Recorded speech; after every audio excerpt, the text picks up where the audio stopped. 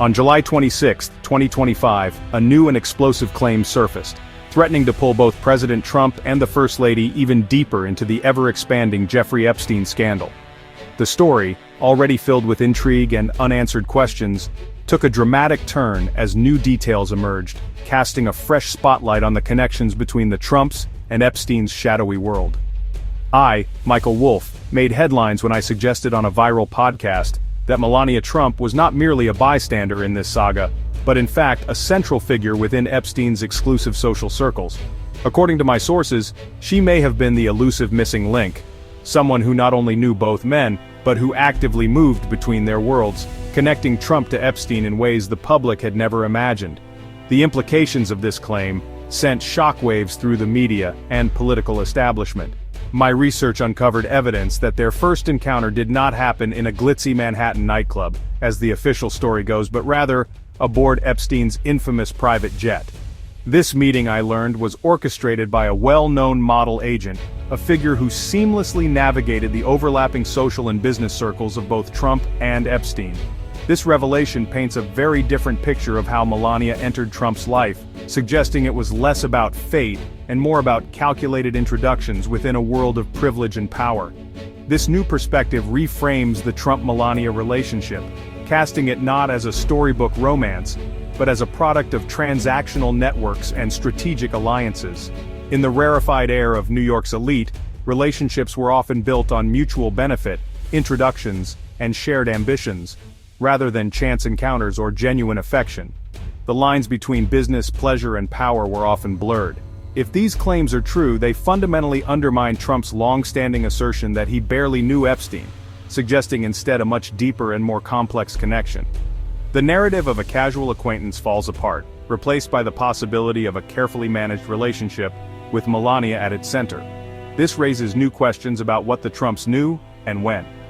Epstein's role as a connector of powerful people, including the Trumps, reveals the intricate web of influence, protection, and secrecy that operated within New York's elite circles.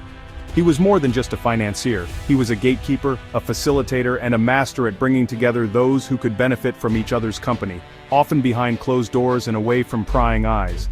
Far from being an outsider, Melania was deeply embedded in this world long before her days in the White House. Her presence at exclusive events, her connections to influential figures, and her ability to move effortlessly among the powerful suggest a far more active role than previously acknowledged. As new details continue to emerge, the true nature of her involvement, and the extent of the Trumps' ties to Epstein, remains one of the most compelling mysteries of our time. The Trump camp responded with immediate, aggressive denial, wasting no time in pushing back against the allegations. Within hours, their surrogates were on every major news network, forcefully rejecting the claims and painting them as baseless attacks orchestrated by political enemies. It was classic crisis management: deny, deflect, attack. Behind closed doors, advisors scrambled to coordinate messaging, ensuring every statement was tightly controlled and on brand. The goal: to create a unified front, leaving no room for doubt or division within their ranks. Melania Trump, who rarely addresses the press directly, issued a rare and pointed public rebuttal. She reiterated her story in no uncertain terms. She met Donald at the Kit Kat Club in 1998, not through Jeffrey Epstein or any mutual acquaintance. Her statement was clear, direct, and designed to shut down speculation before it could gain traction. The White House quickly amplified Melania's message. Communications Director Stephen Chung took to the podium, not only defending the First Lady's account but also launching a counter-offensive. He attacked my credibility, dismissing the story as politically motivated fiction, and accused the media of spreading lies to damage the administration. Their narrative casts Melania as an independent, strong-willed woman, someone who makes her own choices, not a pawn in anyone's game. The romance between her and Donald is portrayed as genuine, a love story that blossomed naturally, not something orchestrated by outside forces or shadowy figures. The Trumps insist there's no Epstein connection whatsoever.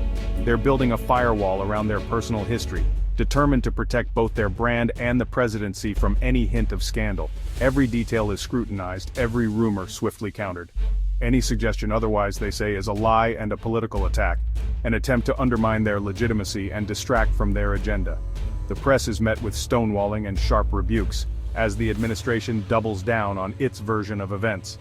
The administration is fighting to control the narrative at every turn, deploying every resource at its disposal. From rapid response teams to coordinated social media campaigns, they're working overtime to keep the official story intact and unchallenged. For them, this is about more than just reputation. It's about survival in the relentless world of politics, where perception can be as powerful as reality. To understand the Trump-Epstein link, look to Paolo Zampoli, founder of ID Models and the man who brought Melania to New York. Zampoli introduced Melania to Trump at the Kit Kat Club, a fact both camps agree on. But Zampoli's ties to both Epstein and Ghislaine Maxwell complicate the story.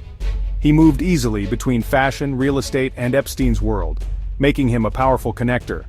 Today, Zampoli holds a post in the Trump administration, showing their relationship endures. His proximity to both Trump and Epstein raises questions about who knew what and when. Zampoli is the common thread linking all the key players, blurring the lines between business, pleasure, and power. His story is central to understanding how these worlds collided. Despite denials, photos and documents show Trump and Epstein together at multiple events. Footage from Mar-a-Lago in 1992 shows Trump and Epstein socializing, with Trump pointing out young women. Epstein attended Trump's 1993 wedding and was photographed at events with Melania present, highlighting overlapping circles. These images contradict claims of a distant relationship, suggesting a sustained association.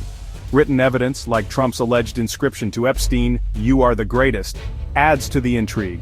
Trump's aggressive legal actions to suppress these stories only fuel suspicion. The visual and written record keeps public scrutiny alive, despite official efforts to dismiss it. As the scandal reignited, Washington's machinery kicked in, exposing rifts even within Trump's party. In May 2025, Attorney General Pam Bondi privately briefed Trump that his name appeared in Epstein-related documents, but denied the existence of a client list or murder. The House Oversight Committee, including some MAGA Republicans, subpoenaed the DOJ for Epstein files, defying party leadership. They also subpoenaed Ghislaine Maxwell, seeking sworn testimony about Epstein's network.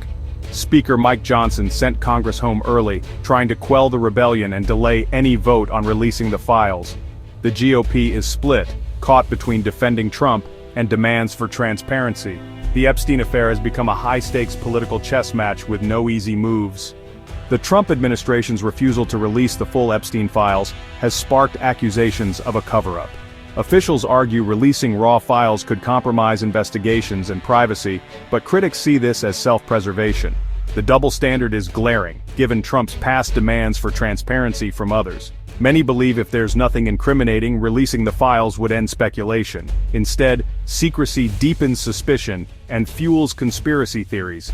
The fight over the files is now a test of loyalty and trust, dividing even Trump's supporters. The Epstein scandal has become a proxy war over the soul of the Trump presidency. Ghislaine Maxwell, Epstein's convicted accomplice, remains at the center of speculation. Reports of her meetings with Deputy Attorney General Todd Blanche, Trump's former lawyer, raise questions about back-channel communications. The possibility of a presidential pardon for Maxwell looms, with Trump refusing to rule it out. Critics say a pardon would be a blatant cover-up, silencing Maxwell and protecting powerful figures. Supporters might frame it as justice against a deep state prosecution. For now, Maxwell sits in prison, her fate tied to Trump's political fortunes. Whether she cooperates, serves her sentence, or is pardoned, could change the course of the scandal. Her next move remains one of the biggest unknowns. In the end, it's the court of public opinion that may ultimately decide the scandal's true impact. While politicians and pundits debate the details, it's everyday Americans, watching, reading, and reacting, who shape the narrative and determine what matters most. The story has become a fixture in living rooms, coffee shops, and online forums, sparking heated conversations and dividing communities. Recent polls reveal a complex picture. Republicans are split on Trump's handling of the Epstein controversy. Some dismiss it as a distraction, while others express concern about the lack of transparency. Yet for most Republican voters, the scandal doesn't rank among their top priorities, overshadowed by issues like the economy, immigration, and national security. For Trump's most loyal supporters, the scandal is often seen as just another attack from political opponents or the media. They remain steadfast, focusing on what they view as the administration's achievements. This unwavering support has allowed the White House to weather the storm, at least for now. On the other side, Democrats and many independents see the affair as further evidence of deep-seated corruption and a troubling lack of character at the highest levels of government. For them, the scandal is not just about one man, but about a system that seems to protect the powerful. The administration's refusal to release key files, along with rumors of Melania Trump's involvement, have made the story even more personal and emotionally charged.